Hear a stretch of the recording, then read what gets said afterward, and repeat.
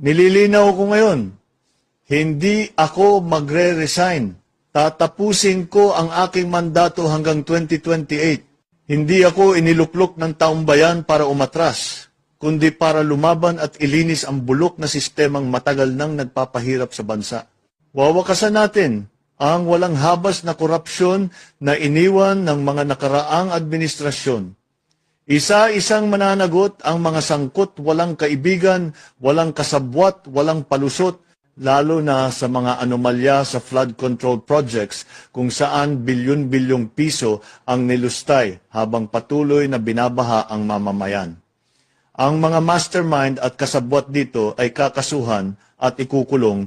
Walang piyesta para sa magnanakaw ng pera ng bayan ang Pasko nila ay sa loob ng kulungan.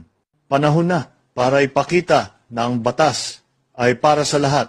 Ibahagi ang video ito upang malaman ng taong bayan ang katotohanan. Maraming salamat.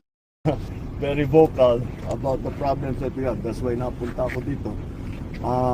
And the comments and the sumbong that have been arriving at our website has been very, very useful. Kaya ipagpatuloy sana ninyo ang inyong pagsumbong. And I'm not just talking to local government officials, kahit sino.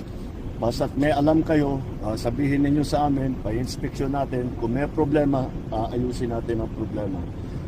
Here's the problem here. This is 260 million project. Useless. Parang tinapon mo yung pera sa ilog. Useless. To correct this will cost double that. That's my top of the head estimate. 500 million ito para ayusin. At least. Kasi hindi lang ito yung nakikita ninyo dito, kundi hanggang dun sa loob eh. Hanggang dun sa ilalim nitong tunnel eh. So there's a lot of work that needs to be done. So how can you tell me that it's not economic sabotage?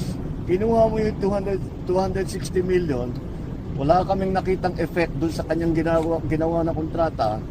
Tapos para ayusin yung binigay ninyong problema sa amin, it will cost another 260 million, probably double 260 million, hanggang 500 million na yan. Kaya